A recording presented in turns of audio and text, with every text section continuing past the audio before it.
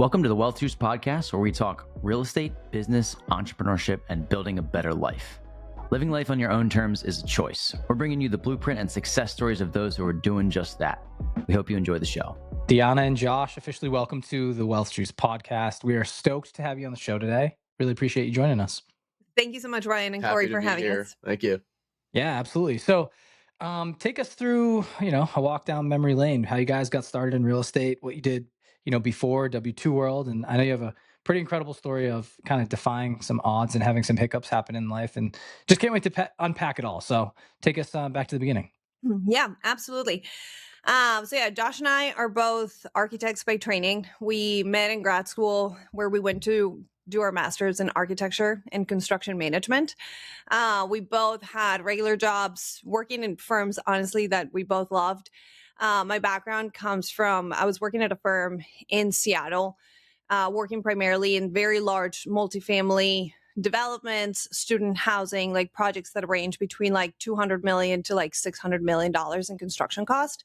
And then I'll let Josh introduce himself. And I was working in the sports entertainment venue world, big commercial projects in like the $1 billion range. And I was often on site doing construction and things like that for these projects as well. And so we were in Seattle together. I had been relocated from my headquarters in Kansas City, and you go back to I think it all started to us. We loved our jobs. We really started doing architecture, not for the money. Architects don't really make a lot of money, but we really loved architecture. We loved design. But I think like a lot of people during COVID, you kind of started questioning your life and like, where am I moving forward? Like, is this really what I want to be doing? So I started having this moment of like questioning, like, is this really the path that I want to continue moving forward in? And I get really interested, honestly, in like learning just about educating myself in financials, and like learning how to be more savvy with my money and like where to put my money to work. And I started listening to a lot of podcasts. Your guys' podcast was one of the first ones actually that we found.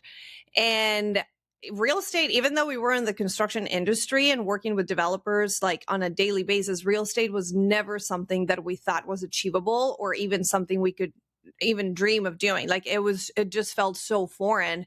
So it was really great to hear all these stories of people that like with zero experience and zero architecture background were jumping and doing and like being really successful at it. And I think that really excited us because we're like, wait, like we know construction, we know architecture, we could do this. Sadly, at the same time that we're having like these life altering moments and questions. There was a big catalyst to, I think, helping us dive headfirst into it too. Yeah, unfortunately, my dad got COVID. He battled with COVID for about 4 months and ended up passing away. And Josh's dad had been battling cancer for about 6 years, and it happened that he also died probably 2 months after my dad died. So within the same year, we both lost our fathers. And it totally put everything into perspective for us of like the life we're leading, the things we're doing. Architecture as a profession, we're like very often I would find myself working 80 to 120 hours a week, like on a regular basis. Loved what I did, but it was definitely, I was putting my work above everything else, even like but the possibility of having a family, of raising kids, like getting ahead financially. So I think losing both of our dads at the same time was definitely like the punch in the gut that we needed to be like, okay, like you had this whole idea, like go forward with it and go all in. Yeah, we lost both our fathers in such like starkly different ways too. Like for my experience, like it was a long and drawn out process where like I always told myself, like, after this project's done, I'm going to go home and we're going to do like this like month-long trip or do like this thing. And literally the weekend that my project was over, the like next week is when my father passed away. And like the whole time we had been planning on like taking these trips home and like spending time being very intentional. Like I got a lot of time to be able to spend with my father and my family. But like at the same time, like because we were so much focused on that, Deanna's experience was like this sudden and unexpected thing where her ability to process it was almost zero. And so like we had this very weird like I would say, like, experience of both the harsh sides of like knowing when it's going to happen or being able to plan for it, and just like the unexpected surprise, and feeling both of those within like months of each other really made us, I think, realize how important it was to set ourselves up to have a little bit more freedom to live life the way that we want to be living it. Sounds like you both had this like perfect storm type of event. And I'm sure both your fathers would be really proud of like the leap that you took, you know. But I wonder, had that not happened, if you would have just kept going and doing what you were doing, you know. I'm not, you know, who knows? You don't draw Probably helped parallels that that a way. lot. Yeah. But it's just interesting, you know. I like to think about those types of things, and it set you off on this path, and now you own Terra Palm Springs Hotel, and you've built it, and now you're working on another one, and it's just like it's a really cool way that you've navigated it. You didn't use it for like I'm gonna stay stuck. You used it for fuel. So you know, Yep. and your condolences on that as well. But I'd like to get into your story of when that shift happened, and you were like, okay, now we need to make this change. What exact moves did you make? Like, what was the decision, and what did you? Because I know you didn't go right to hotels. I don't believe. No. So what happened next?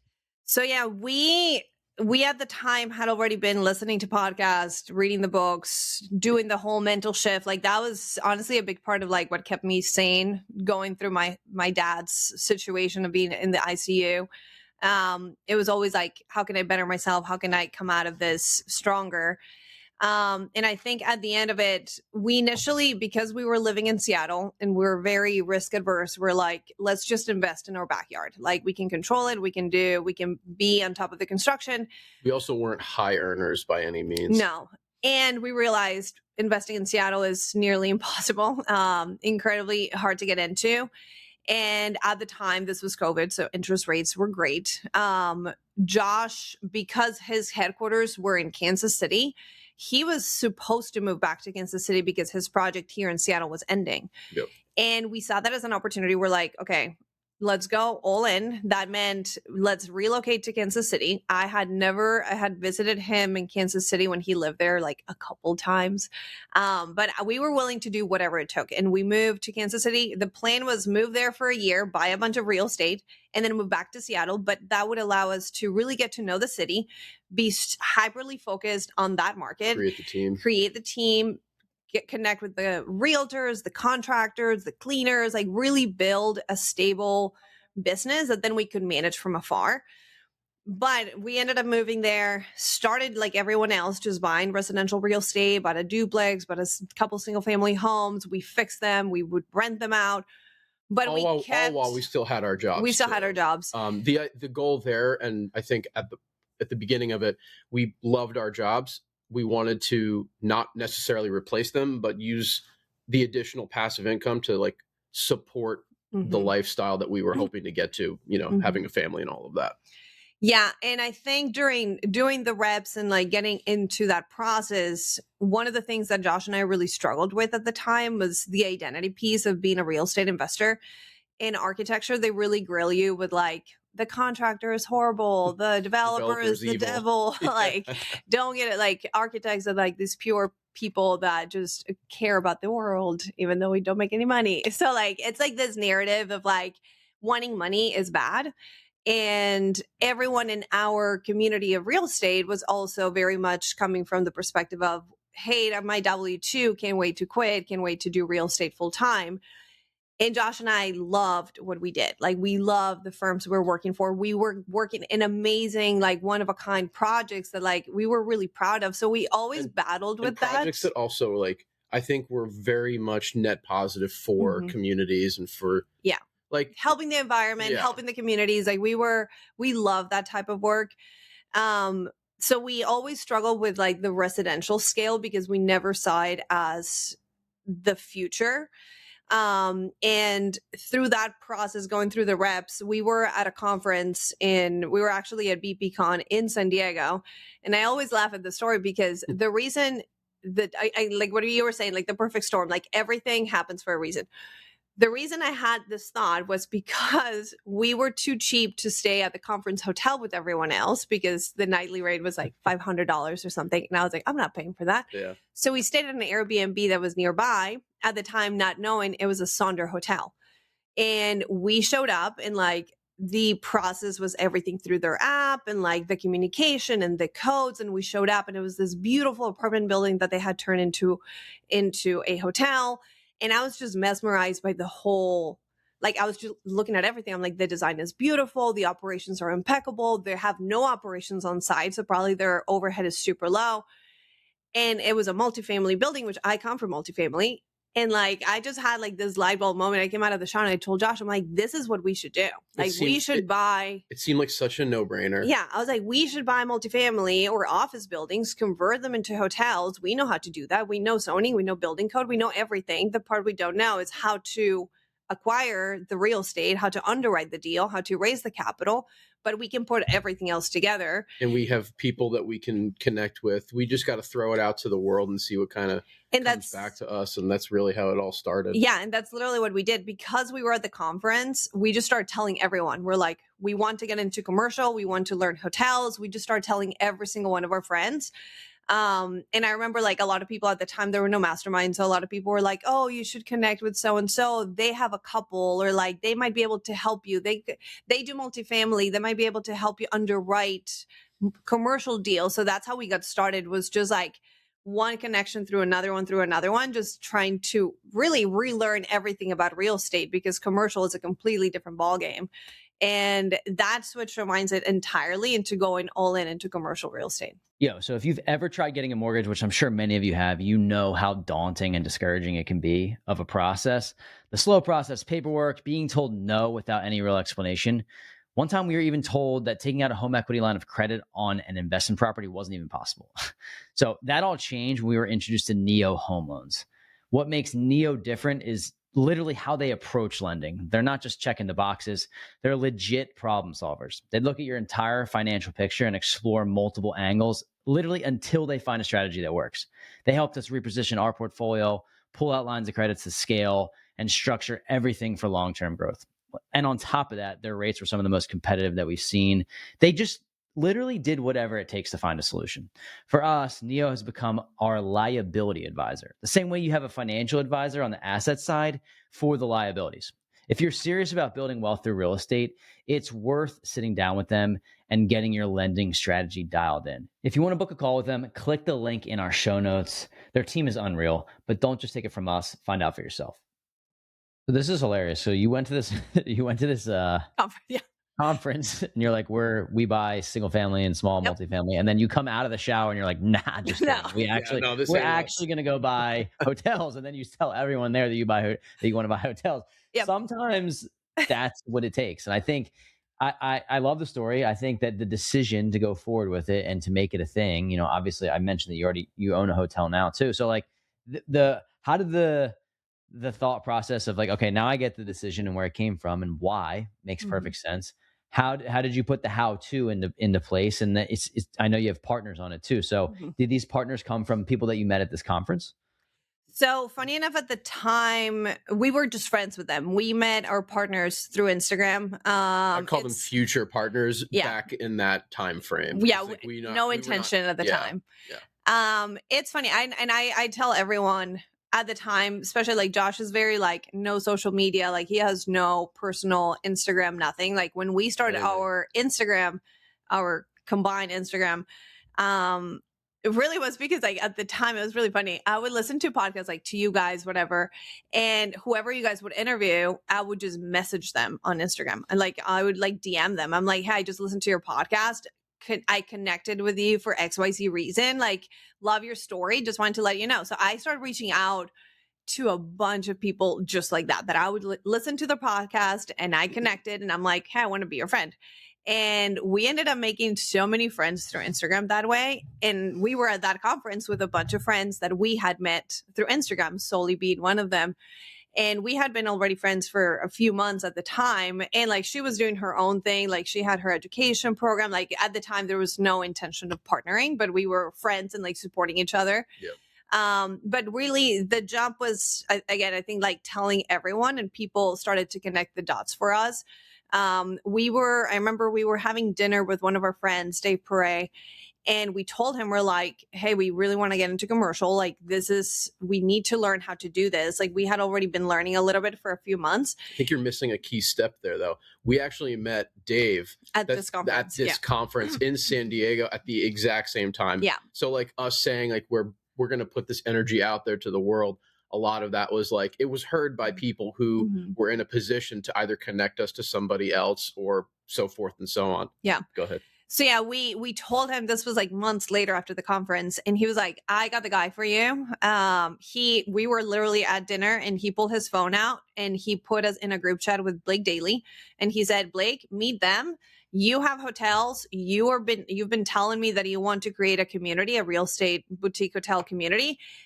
They want to learn how to buy hotels. So meet and be together. So we joke with Blake because we're like the OGs of the mastermind. You were like his first students? His first students. So he started like taking the time of like meeting with us one-on-one, telling us how to underwrite all his operations. This is how he does things. Like, he would vet the deals with us. And that's how he got started with the mastermind too. He was creating all the content for the mastermind at the time too. Yeah. And that's how we got started. So we joined his community obviously from the beginning, and tons of underwriting, tons of just like going through the reps and really learning. Like, it's a completely different ballgame. Like, the way you speak to the brokers and the way that you present yourself and putting LOIs and like the preparement that it takes to like for you to get to the point that you're putting an offer together. It was a lot, but we were going all in, and we were completely like still with the same mindset of like doing whatever it took to succeed. This was like our new goal. Like, we knew that this was going to be our future. And with this, we did see ourselves like potentially quitting our jobs and doing it all in because we were so passionate about it. Yeah. I think it's really cool. You guys, there's a lot of learning lessons here for people listening, but you're planting seeds along the way. I think it's so cool that you listen to podcasts. There was people that you were interested in speaking with, and you didn't wait. You didn't just say, wow, that was a great story, and went on with your day. You immediately hit them up and said, hey, I want to be your friend. And like whatever value you could provide, right? Like a shoulder to lean on, or something to resonate with and talk to, right? Who knows what people need for value. But from there, then you meet them in person, and then you find future partners. It's funny, you mentioned like 3 or 4 people that we've already had on the podcast, and you ended up, the real estate world is so small, and you ended up partnering with them. I think it's so cool because the people that you see on podcasts or you look at their social media, they're actually real people doing real things. And I think a lot of people don't realize that, and they never take a shot, and they just think, oh, it's another face online, I'm not going to hit them up. And it can grow into this beautiful flower, an amazing thing that you guys have put together. So it's very intriguing to learn more about your story. I want to kind of go into the weeds a little bit, only on there's a lot of people listening that are still managing their W-2 jobs and they want to get into real estate. And I think your story, like the inception point or the turning point where you guys had the family situation that happened, then you decided to make the move and you bought a lot of single families and duplexes and things like that. Can you talk about the management of your W-2 jobs, and then at what point you felt comfortable enough to leave those to pursue the big dream? Management is a funny word because it's more chaos and everything's on fire at all times. Yeah. What was a 1 year, like this 1 year plan we had to then go back to just continuing our jobs? You know, we were in Kansas City for almost 2 years. 2.5 years. And there was a lot of, I think, extra hours, I would call it, extracurricular time, spent in either learning or Deanna spent a lot of time, I think, deep in books too, in that process. And this is all on top of, like, I would say 50 to 70 hour work weeks on the average. Yeah, definitely. I would say it's like, I think everything with real estate, it's your mindset. Like, I think we prepare for the worst, and we came with the mentality, like, this is going to suck, and be okay with it sucking. Like this is the phase. Is hard. This is the phase we're in. And we came to Kansas City, and I remember telling Josh, we were like a year in, and I remember he would still go to his job because his job now was local. So he would go to the office every day. I would stay at home working remotely. But I remember telling him, like, we've been here for a year. My only friend is a realtor. If I went to the coffee shop around the street and I got killed, no one would know until you got home and I wasn't home. Like, we built zero like actual lives in Kansas City. Like, we went there with such a goal of like real estate, real estate, real estate, that everything we did was work. And that meant It like was very Friday nights, focused. Saturday nights, every minute. Like, we would finish our W-2, and then if we finish at 8, 9 p.m., like that's when we were starting real estate. And that would be until like midnight, 1, 2 in the morning. However, whatever it took. And it was definitely a commitment. It was incredibly hard, like mentally. It was hard in our relationship. It was hard in our like marriage. And it was a lot of like pep talks and a lot of like we always support each other. And there were times where like when I was negative and I was like, oh my God, like this is a lot. And Josh would cheer on me. And sometimes it would be the opposite. I think like definitely having both of us doing the same and doing it together helped us get through it. And obviously as we dove deeper, the problems didn't get easier because we only got into bigger deals and bigger problems. And all of a sudden, like, we're not living.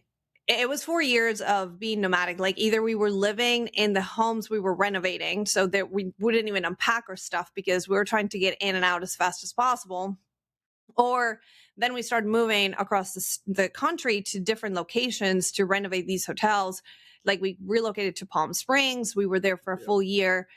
And it was a lot personally, professionally. It was a lot in our marriage, like health-wise, like mindset-wise. Like, right now we're trying to undo a lot of like the bad habits we built during those 4 years and trying to like bring a little bit of balance back. But no, I would say like, I was just talking with someone yesterday who wants to join the mastermind. And I was like, this is a lot of work and it's going to be very hard and it's going to be very challenging. And I think as long as you expect that, like, you're going to be okay. Like, don't expect this to be easy because it's not. And no part of this, it's the most gratifying thing we've ever done, but it's also the hardest thing we've ever done. Yeah. Yeah. Oh, you got some too? Yeah, go ahead. I was just going to add to that and say, I think that it came to us at a time where like we were contextual, like to give you context into it, we were very inspired by like this path of like, let's do the hardest possible thing we can right now and get to another level. Deanna always talks about 10x is easier than 2x. So like we continue to push ourselves in, I would say, uncomfortable positions, knowing that wherever it landed us next was going to be exponentially better off than where we were coming from, and giving us an opportunity to continue building on that platform. And so there's so many things out there about choosing your hard, and like you can work, easily for the next 40 years, or you can work really hard for 4 years or however long that takes. But I think that was a big part of that process that I think is worth just kind of highlighting here. Yeah, no, I appreciate you guys both highlighting and giving your perspectives on it because this is the stuff that not many people talk about in the podcast world or even in like the social media world. It's always the end highlights or, hey, we have this beautiful hotel or we have this multifamily portfolio, but it is very hard. And like Corey and I are very much in the storm all the time too, right? It's like organized chaos, sometimes For not sure. as organized, but just what you said, like you pick each other up when another one's feeling down. It's this roller coaster of emotions. And we're in different seasons. I remember like in the fall, like Corey was in a spot and now I'm in a spot. And he's just like, we're just like dragging each other through the mud because that's what you do. And it's like, we're married without being married, right? Like, so it's the same as you, it's partners. And it's like, and that's hard in itself, right? And you're all just trying to fight the good fight. And it's such a whirlwind of, you mentioned a couple things that just really resonated with me, like health, not just physical health, but mental health, and like taking on this load of like compounding year after year, day after day. It becomes years, I should say, day after day, week after week, month after month, and then it becomes years. And you're like, I never thought we'd be on the level we are now, but I also didn't expect it to be as hard as it is now. And I know it's only going to get harder.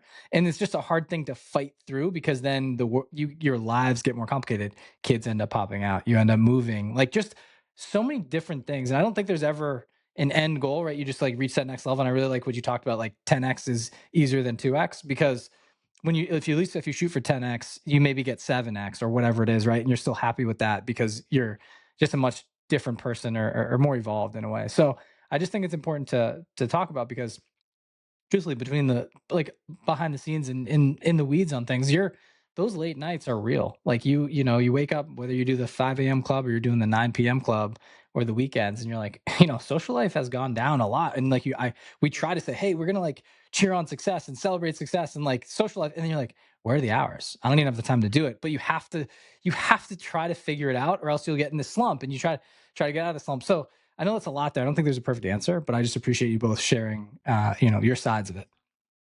Yeah, I agree too. I'd like to get into some of the numbers here on this Terra Palm Springs hotel. Like, it's the numbers for like we buy mid-sized multifamily. It's very different.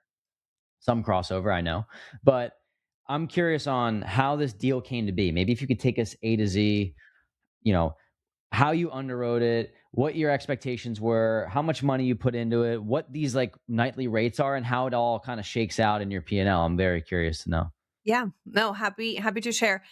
I think again, just to backtrack a little bit of like, I think we're so specific now on what we look for hotels, and that happened through the process of going through the reps and trying so many different markets, trying different type of asset classes, like from like the roadside motel. Then we learned we're like, okay, we can't see ourselves being passionate about that for the next 7-10 years. That it's gonna, because in hospitality, like you're building a business. Like it's not like by the time you actually close on the hotel, that's where the business starts. Like and that was already a giant peak that you had to summit, and you're just now getting started, because it's truly it's not passive at all.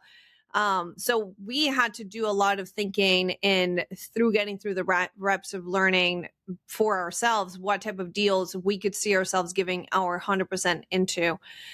We tried different markets, different strategies, and that's where third market. This was the third market. Third market, third hotel. We had walked away from 2 previous ones that we had gotten under contract, and for one reason or another, we learned through the due diligence period, the deal was not the right one for us. When we found Terra, we found it because solely, actually, by then we had already spoken about being partners. We had tried doing the second one together. It didn't work out, but we continued having, like you were saying earlier, like a partnership is a marriage. We treated our relationship with Soli and her fiance Carrick very much like we're getting married. And we had, even when that deal died, we continued having our weekly calls and having conversations with each other about like, what are your goals and what do you envision your life as, and what do you like in the most ideal world, like what do you want to be working on, like what do you excel at, what do you not want to do. So we had all these conversations to make sure we were super aligned on when we wanted to do next. And we decided, okay, let's keep looking for hotels together. And she was in a conference, and she actually talking to people again about what we're wanting to do. Someone came to her and told her about the hotel they had. They already owned a hotel. It was I believe it's this 9-room hotel in Palm Springs. And they were telling her about the market and like why they loved it and how well they were doing. And we already knew, because we had the reps. We're like, wait, this market checks all of our boxes. Like we look for markets where like they're like 2-3 hours from a metro area. Palm Springs is like 2 hours from LA, 2 hours from San Diego, 4 hours from Phoenix. It's the perfect in between from like all these very large cities, near national parks. Like there's all the type of person that goes there, like because we want to put our energy and effort into the design, we also want to be able to charge a little more. So we want to make sure that the type of people who go here are the people who would pay for these type of rooms. So it checked every single one of our boxes. We ended up going all together to learn about the market, to walk some properties. And Terra was actually the first property we walked. It was on LoopNet. The broker showed us about 7-8 properties that day. Terra was the first one we walked into, and it looked terrible. Like it looked nothing. It had been shut down for over 2 years. Yeah, it was, but for us, it was a white canvas. All we saw was opportunity, and we got super excited about it. After walking about 8 hotels that day, at the end of the day, all 4 of us were like, wait, that's the hotel. Like that's the perfect deal. It's small enough that it feels manageable. It was well, at the time it was 11 rooms and a general manager's unit. And I think it was a perfect size for us because it was small enough that a seasoned investor that had already done deals wouldn't be looking at it because it was too small. But it required so much construction and so much work that for a first-time investor, it was very intimidating. So it was the perfect mix for us to get into, to prove our concept and to be like, okay, can we do this? Do we like working, first of all, with our partners? Can we actually work together? Can we handle a renovation of this scale on our own? Now, not for our jobs, but for our own, and really create the brand and the type of hotel we want to. So we ended up putting an offer. I believe the property was on sale for 2.9 million. We put an offer for 2.75, ended up getting under contract.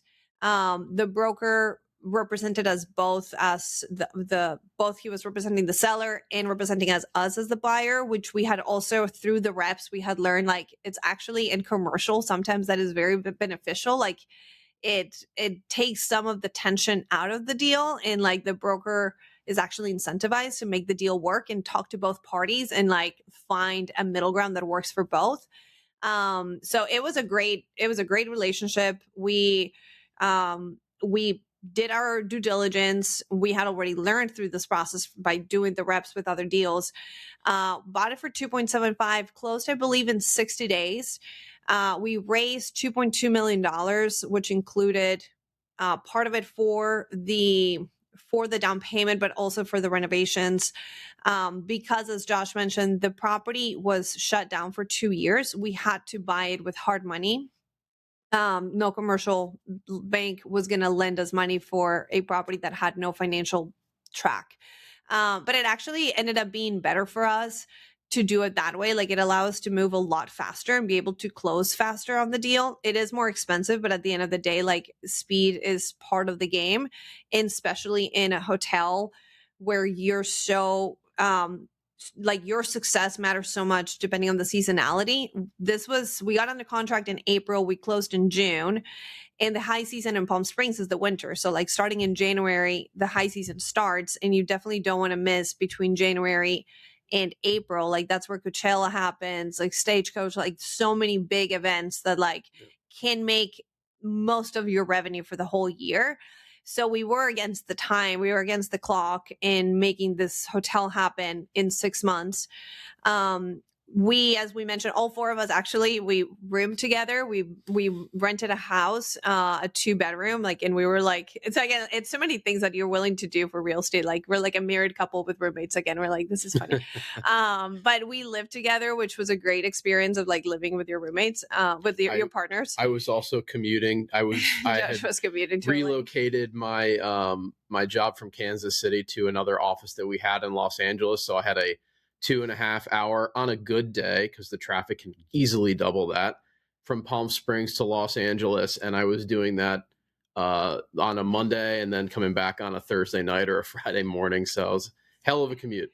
Yeah. But yeah, we put in terms of numbers. So we closed in June, started construction immediately. So part of like us being architects, the part that really helps us is being able to move much faster.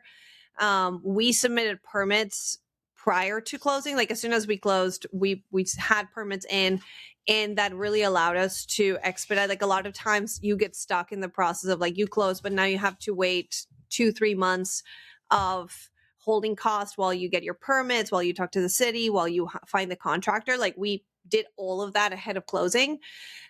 Started construction basically 2 weeks after we closed. 6 months, we put $1.2 million into the construction and open in January of 2025. Hey, let me pause the episode real quick. Let me know if this sounds like you. You're making 6 figures, you're climbing the corporate ladder, investing in your 401k and your Roth IRA, and maybe even a brokerage account. But deep down, you're asking yourself, is this really it? Like, am I just going to do this thing for the next 30 years and hope to retire in my 60s? That was exactly us just a few years back. We were curious and excited about real estate, but overwhelmed and without a roadmap. If you fast forward to today, we've built a portfolio of over 80 cash flowing units and grown our net worth to over $2 million. We made it our mission to help busy professionals like you take that same leap and start building generational wealth for yourself and your family. That's exactly why we created the Wealth Juice Inner Circle, a private real estate investing community designed to help you get your first rental property under your belt in as little as 90 days. Inside, you'll get direct access to us, our full investing network, private off-market deals, and our exact playbook, and a community of investors who are closing deals every single week. That first property changed everything for us. We always talk about it. It was the true foundation for building generational wealth. And honestly, if we had access to something like this when we first started, we'd be 10 times further along by now. So if this sounds just like you, click the link in our show notes and schedule a call with me. Yes, me. I'll be taking the calls. We'll go over your goals, map out a plan, and get you ready to close your first deal. Let's get it. I forget what. Got it. Okay. Yeah. So you were all in on this project for like 4 million roughly. So it seems like about 4 million. Now, how was the valuation on this property in terms of like, how do you run it? Like, and it's funny that you buy this size property too, because you mentioned something that Ryan and I talk about. Well, we buy mid-size. It's technically small multifamily. It's just 5 to 30 units where the first-time home buyers are not buying them. And then institutional monies, they're like, that's too small. So that's where we fit in. Similar to what you're talking about with the hotels, where you're buying a 13-unit hotel, which to me, I'm like, when I think of hotels, I don't even think 13 units exist, but it's like this small boutique hotel. That's what they are. So you're all in for 4 million. How do you evaluate what this property is going to be worth and how much cash it's going to bring in based on a nightly rate? Like, I'm just curious on the underwriting there. Yeah, absolutely. Especially because we had no financials. It was a ton of research of understanding the market. This was one of the things that we really liked about Palm Springs as a market too, is that when we were doing our research and looking at everything from like hotels that are in the medium level of design, like that are charging maybe ADRs of like $200, $250 a night, like not your crazy, but also like not your Motel 6. Like they're definitely not getting under like $100, $150 a night. So looking at that range, but also learning that Palm Springs really had the market and the avatar, the people who come here are people with dispensable income that could spend easily $1,000 a night in some of these hotels in the high season. Like that's what rates get to. And that to us was really exciting because it gave us such a wide range of like where we could fit ourselves. We are very, and like our partners are the same, we're very risk adverse. So we definitely loved knowing that there was potential for that, but we didn't even come close to that in our underwriting. We basically underwrote the hotel as very middle of the road in terms of like the comparisons with our with the comparable hotels that we were looking at. I believe we, for year one, and obviously in hotels, like it's a business, you're stabilizing, especially the first 6 months to a year, like it's a huge stabilization period. But for year one, our ADRs, I believe, were like 250 and 70% occupancy, which is like the target for this size of hotels. That's the average for Palm Springs in terms of occupancy. In terms of the valuation, this is one thing that we also look at a lot, and that helps us also know how much money to put into the renovation. This was also something we really liked about the market. When we were buying Terra, buying it at 2.75 million, that came out to be around like $211,000 per key. So in commercial real estate, you guys know, like you also, in order to compare apples to apples, you start breaking it down by per door to understand how much you're buying it for and how much things are selling for. Also the cap rate. Yeah, but let me get to that. In order to, like, when we were looking at similar hotels in that had sold in the previous year that looked very similar to ours, like very okay location. Our location was really good, but the comparables were like okay location, like not as good as ours. And the hotels were operational, but like heavily needed renovations. Their cost per room were like at the lowest at the $300,000 per key, and ranging from like 300,000 to like 450 for like same unrenovated hotels. And we're buying it for $211,000 per key. So we came in with so much equity built in. We didn't even have to put that much into it. And we knew we could turn it around in like sell it for like 30%, 40% more than what we bought it for, because that's what the market was showing us. In theory, you could In have theory. Yeah. wholesaled it for 30% more if you wanted to. If we Got wanted to. And when we were looking at, because then we also look at the sale, obviously you want to have your exit strategies. When we were looking at the sale prices of now renovated hotels, properties that looked similar to the level of quality that we were going to get to, now at that range, we were seeing properties that were being sold anywhere from like 450, 550 to like $800,000 per key. $1 million. The record in Palm Springs, which we don't use this one as a comparable, but like the record in Palm Springs is $1 million per key. So like even the market can sustain $1 million per key for a small boutique hotel. So again, like it really helped us understand like the lows and the highs of the market, both in ADR and room and cost per key, to understand like if we put $100,000 per key into this hotel, we would still fit within, like we would not be going to be overspending, because we could still turn around and sell it if that became a reason why we had to get away, like in an exit strategy. If we had to sell the property, we would still come up with being in the right market range for the cost we were putting in. So in theory now, like your goal is to hold and operate, right? But like, do you think it's worth $400,000 to $500,000 per We key? got an offer. I just did actually. 500. You got an offer? We got an offer. It was a verbal early offer, but in the spring for $6 million for the hotel. Okay, I just did 500,000 times 13. That's 13 doors, right? So that's Yeah. 6.5. So that they're evaluating it, what, 475 or 450, whatever that is. Yeah. So yeah, that's amazing. So you have this built in, at least in theory, right? You're gonna operate it. So I'm genuinely curious about, because you structured it like a syndication, right? Like you are general partners with you and Soli, and then you have limited partners. So you're paying back your limited partners right now, right? That's and then is your goal to refinance, or is it to just sell at if you got a certain number to sell? Like what's that plan? No, definitely our goal, because we bought it with hard money, we have to refinance. So we're Right. actually in that process of getting ready for our refinance. It's been almost 2 years. So now we're getting ready with all the paperwork to refinance. And a big part of the investor return is going to come from the refinance. But the goal is to hold it. And right now we have in our underwriting, we have a sale at year 7. And I think like, obviously for us, like being the first baby, we're like, oh, we'll never sell. And like, maybe we'll change the investors and like get a new group and get the investors out and keep it. But you never know, like if someone in 5 years, someone came back and like for the right money, like we would sell it. Like, I think right now when we got that offer, like for a hot second, we like talked to each other and we're like, would we sell?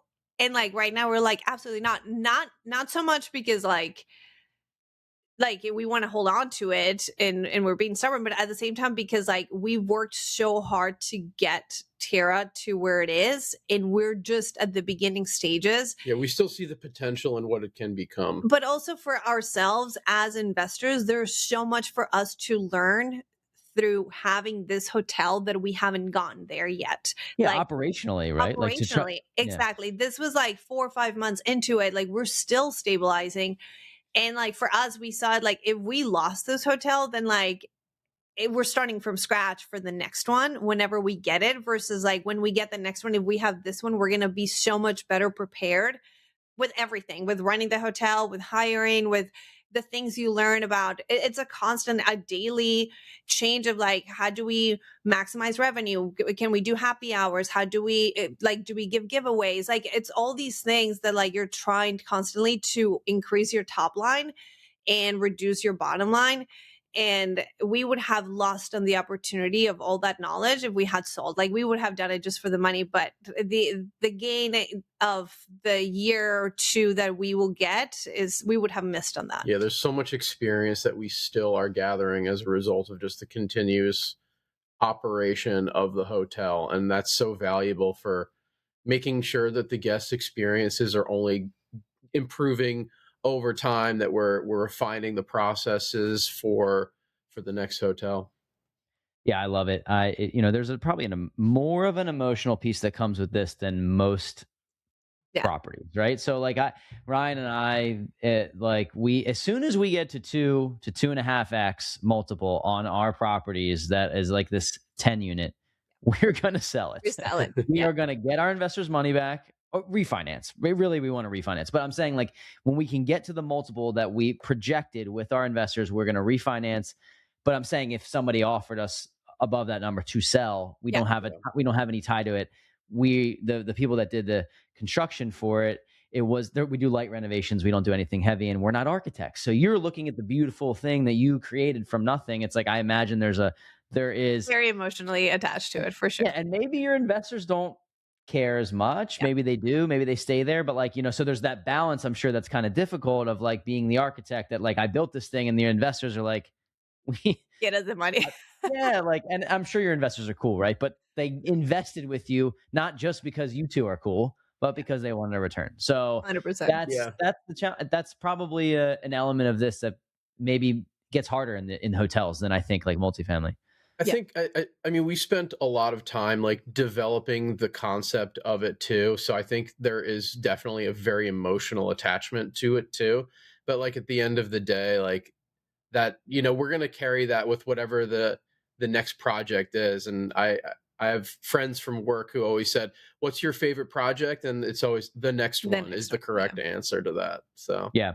So, I mean, that leads me to my next question. Then I think you're looking at, you mentioned you're looking at hotel number 2, or you have hotel number 2 under contract? Hotel number 2. Yeah. Okay, great. So if you could explain about this project, and then I also just really want to get into like, what is the future goal of this? Is this, I want to own 20 hotels? Is it, what are you picturing 10 years from now? Really good questions. The second one, to answer that question quickly, it's a hotel that's literally across the street from Terra. It's really funny because back to what we were saying earlier of the importance of relationships and all of that, we actually walked this hotel before we even bought Terra. Carrick, one of our partners, he's a commercial broker, and he loves cold calling people, and like he has great ability of talking to people on the phone for hours and hours. And he had created this relationship with this lady who was the owner of this hotel, and she really wanted to sell, but like her partners, there was like a lot of mess between like the management and the hotel was doing terribly. So we had to actually lie in order for us to get and see the property, to get in, because we couldn't tell the management that we're trying to see the hotel for purchasing. We couldn't say anything, but we actually walked that hotel before we bought Terra. And fast forward 2 years, the owners tried selling multiple times. They couldn't get the right people to buy it. They got under contract and off contract multiple times. Eventually the price was right, and we came in and offered. We bought that one for $4.3 million. And we closed again, 60 days close. We actually ended up using the same hard money lender, because again, terrible hotel, even though it was operational, terrible financials. But it was so great to build the relationships. Like we used the same contractor, the same hard money lender, the same insurance, like everything. It was so much easier the second time around. Definitely much bigger. It's a 32-room hotel that triple the size. Needs everything, like it down to the studs is like an understatement. Like there's parts of the foundation that we've even had to replace. The roof is new. Every single wall has been moved. So completely full gut of the 32 rooms. And in addition to that, we're building about 5,000 square feet of wellness spaces that it's all brand new construction too. So it very much in our wheelhouse of like our background and like exactly the project we were wanting to purchase. Is your investor pool a similar, like, is it some of the same people? Is it a lot of the same people? Yeah, a lot of the same people. They wanted number 2, and they also invested in hotel number 2. We're not disclosing the name yet because we're doing like a big branding at the moment, but so we keep calling it hotel number 2.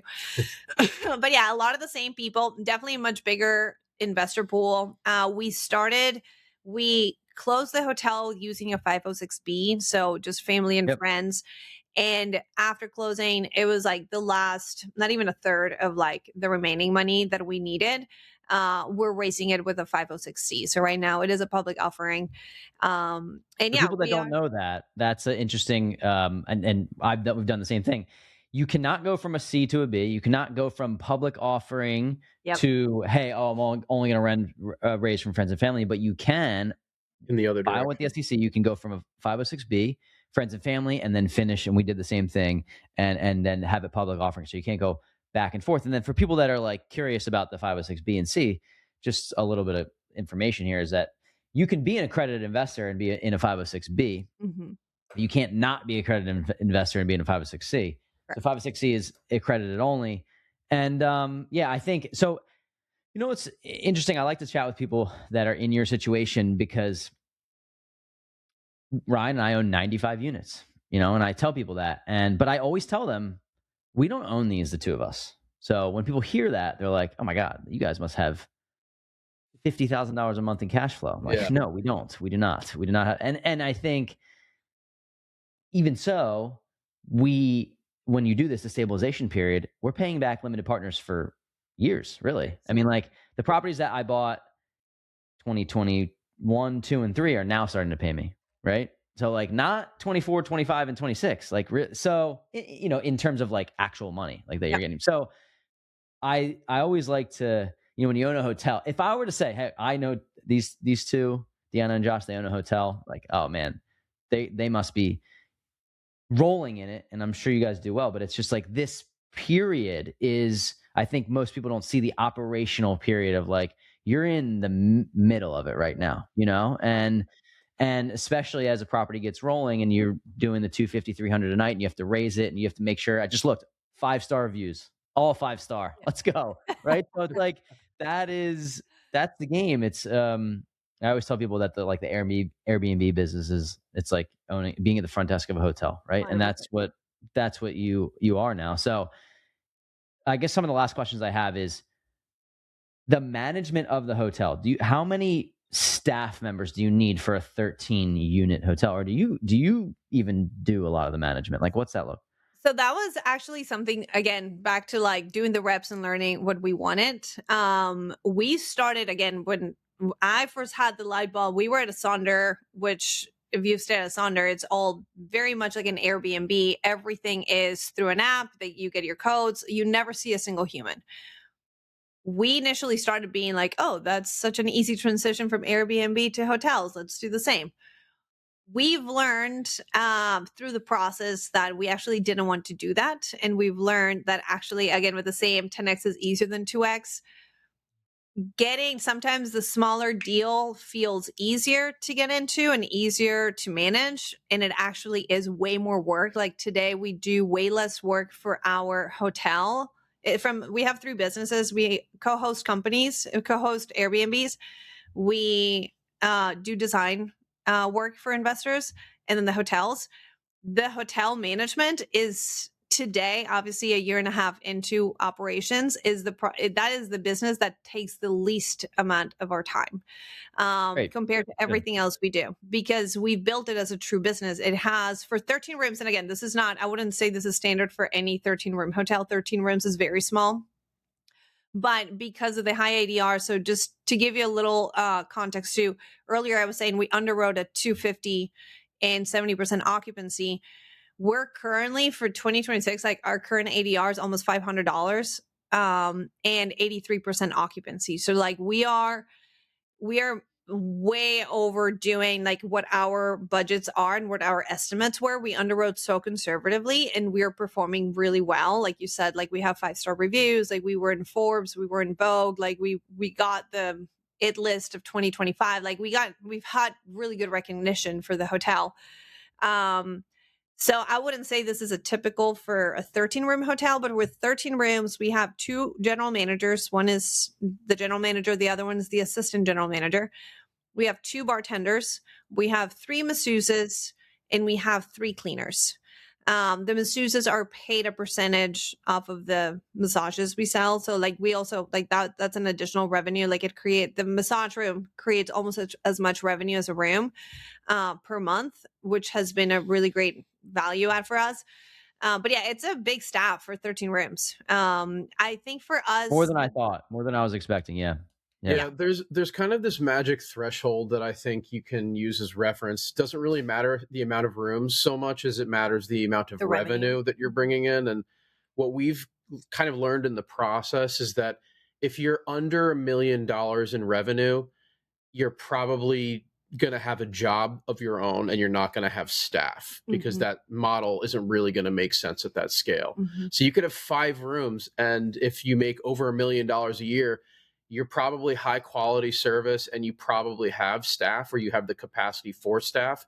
And at that scale, you've got yourself into a position where you don't necessarily do the day-to-day operations. That's somebody who is there and is like very much focused in that role, because there's just the capacity to be able to handle that kind of that salary and all the costs that come associated with having staff. Got it. Okay. This is great. Last question for me. You just you brought us to the real side of this whole game, and how you were, living in another city and living in these properties and not really having a social life, or, in your marriage, maybe suffered for a period of time, and just like going through it for years, like trying to build it. I'm curious on the why. What is the thing that gets you out of bed every morning now?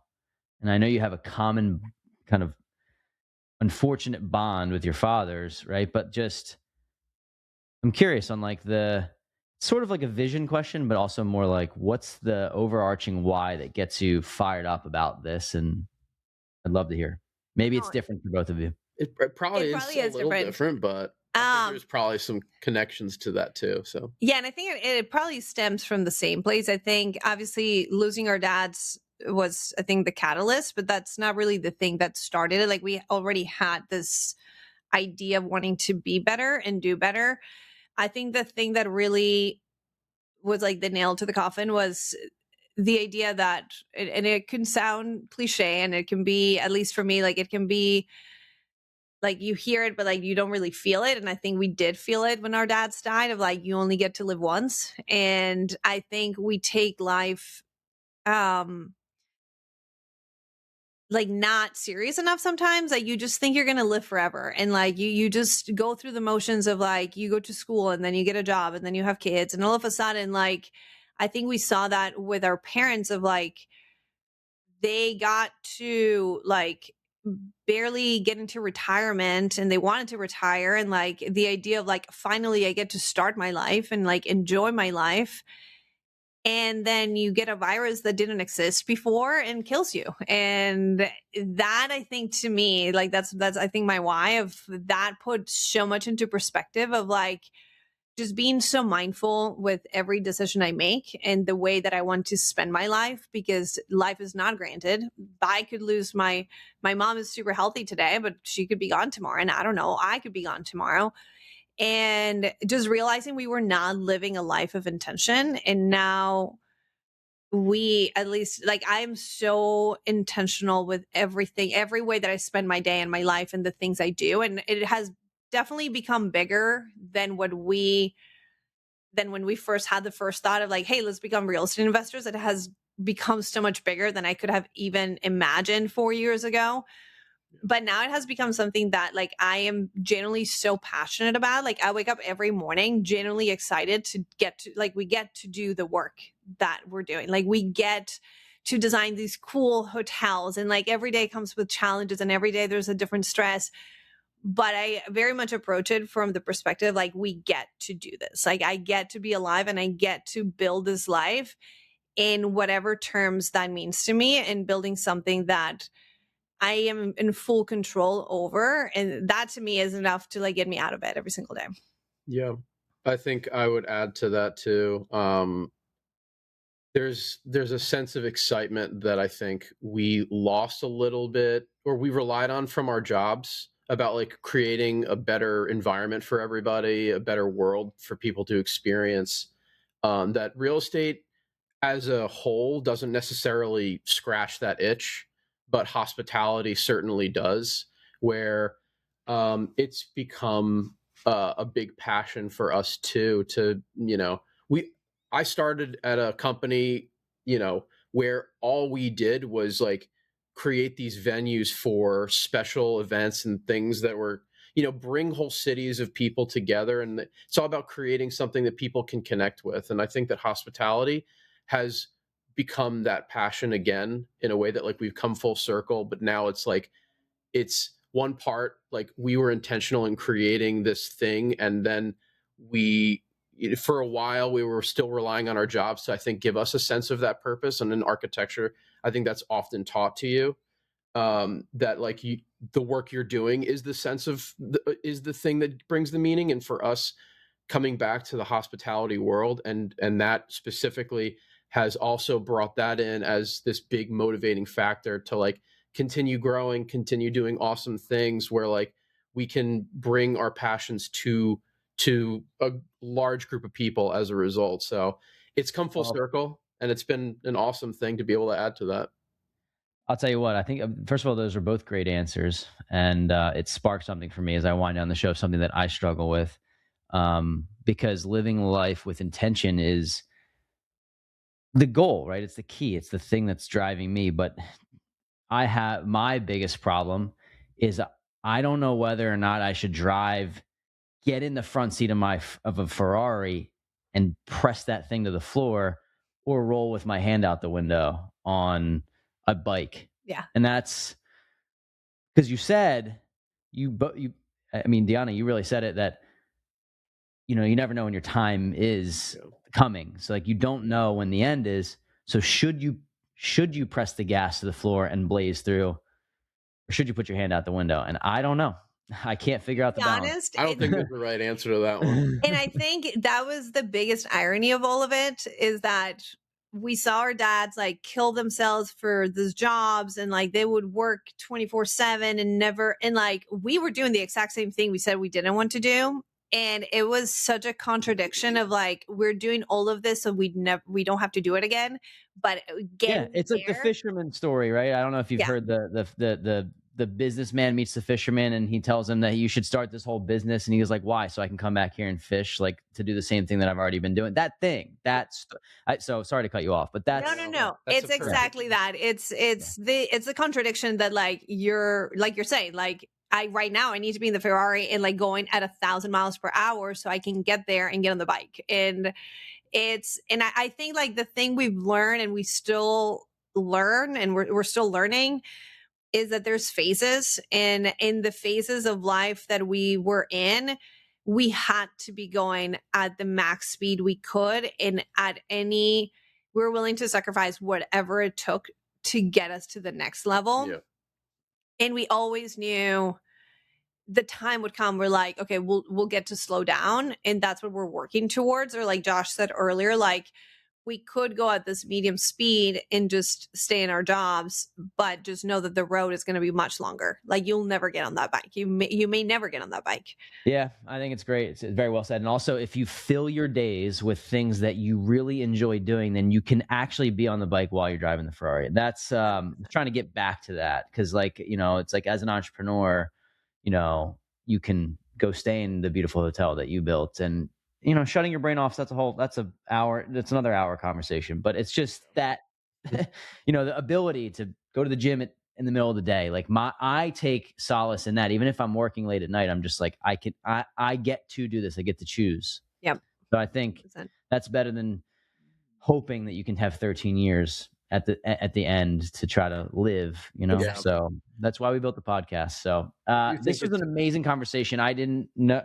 You never know where conversations are going to go when you have these. And so it was one of my favorites to date. I really appreciate you coming on and sharing your story. And I think it's super inspiring for anybody who's looking to just, you're talking to a lot of people who, I don't mean like the amount of people that listen to the show. I just mean a lot of people that are working their jobs. Like, what should I continue to do this? Mm-hmm. And I can tell you that in all of our opinions here, the risk is worth the reward, but you're going to have to do it for years to be able to see that. So for people that want to learn more about you, your story, follow your journey, You have a mastermind, yeah? Is that We are or part of Blake's mastermind. So okay, the got it. boutique hotel mastermind, we're very active in that community. I think it's a really, if you want to learn how to get into boutique hotels, I think it's a fantastic group of people with very different backgrounds. We help with the community, bringing that knowledge of design, construction, sharing a lot of like how we do our own deals and sharing all those resources with the group. So definitely it's Blake's mastermind. It's not our mastermind, Got it. Yeah. but very highly recommended. And I think for us, we're very active on social media. We've been very busy with hotel number 2, so a little bit less these days. Maybe you just keep it hotel number 2. That could be kind Right? of cool. Yeah, that would be an interesting name for it. But yeah, our Instagram is at D.I.Fi. And yeah, we love chatting with people. I think people, like you said, like everyone comes from a different background, and yeah, we love to help others. We had so many people helped us throughout our journey that took their time to like sit with us and walk us through things, and like just phone conversations that you have no idea how much like mindset wise they helped. Like anything really, just giving it just really adds to the community. So yeah, we love to chat with people if anyone wants to reach out. Sweet. Well, this is an amazing convo. I appreciate you both coming on and sharing your story with us. Thank you so much, Corey, for having us. Appreciate it, Corey. Before we wrap this show up, I want to leave you with this. If you're listening to the show, chances are you're doing pretty well in your career. You're making maybe 6 figures. You're putting money into your retirement accounts, maybe stacking some cash in a brokerage account, but you're still waiting for that next level. And here's the truth. Waiting just costs you time. Every month you're on the sidelines is another month you could have had a property paying you and another step closer to financial freedom that you didn't take. Ryan and I know this because we stayed on the sidelines too long. We talk about this sometimes. We had the money, but not the guidance. And once we finally got our first property, everything shifted. It was the catalyst that built our entire portfolio and ultimately gave us freedom. And that's exactly why we built the Wealth Juice Inner Circle, to cut out wasted time, just give you the exact blueprint and surround you with a network of people who are closing deals every single week. So if you're tired of waiting and you're ready to finally get your first deal, click the link in the show notes and schedule a call with me. Let's map out your strategy and get you moving before another year slips by. So if you're enjoying the show, one thing that would go a long way for us would be sharing this podcast episode or the podcast in general with a friend, family member, or someone else who you think might benefit from it. It's pretty hard to grow a podcast, and we're bringing out these episodes every single week, and we want to continue to do so. And in order for us to grow, a couple things you can do is, one, leave us a 5-star review. That would go a long way. And then just share this with someone else that you think could benefit. That would be amazing. And we appreciate it. And we're looking forward to bringing out more episodes for you.